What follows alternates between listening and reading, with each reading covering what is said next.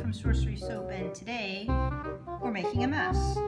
Okay, literally making a mess, but we're also making little witch hats.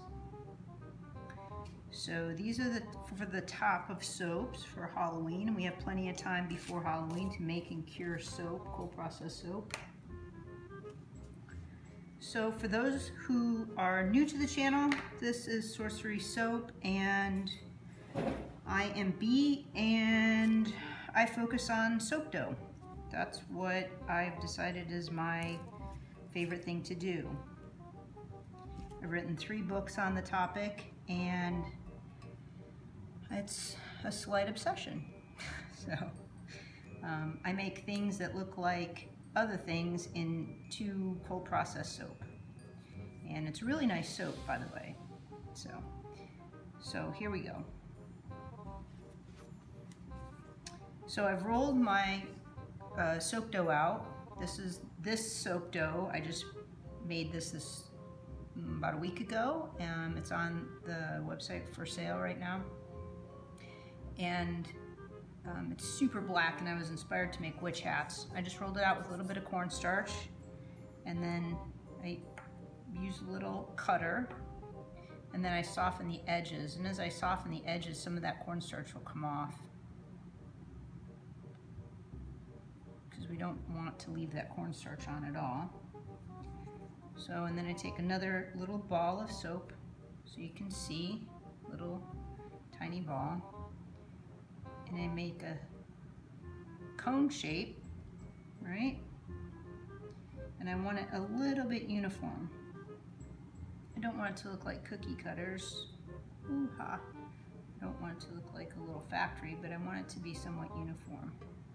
And I dull the top of the hat, because if I make it anything super pointy, chances are when I shrink wrap the soap or when I ship it, it'll just break off anyway. So I eliminate that process.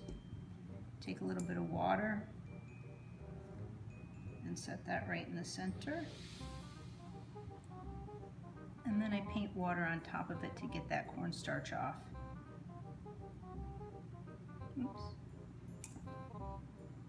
So you know when you take 2 little slivers of soap and you leave them stuck on one on top of each other in the shower, and you could hardly get them apart? Well, that's the same theory with soap dough. And then I have an extruder, so I want that little ribbon that I'm making for around the top, the band, to be uniform. So there, like that. And then I have to make the buckle. And the buckle's a little harder, and I'm going to let them be a little abstracted because they're a little fiddly, and it's not that important that they're exactly the same. I try not to get hung up on those things that I think are too picky. So this has a little bit of black, and it's coming off from my fingers, so probably won't show up once I do this. Plus I'm going to paint these. I'm going to paint them a little bit more gold so they stand out a bit with soap mica and rubbing alcohol. So like that. Okay. And this is just a guess.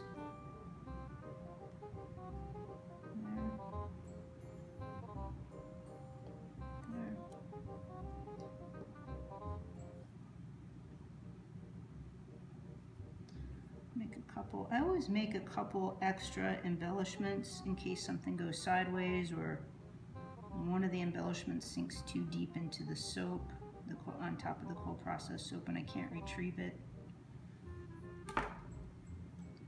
So let's use this one. So I want to clean up those little edges so it doesn't look so frayed.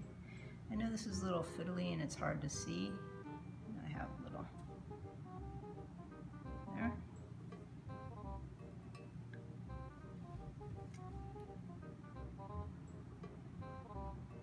So I'm just using this little, you could use a hat pin.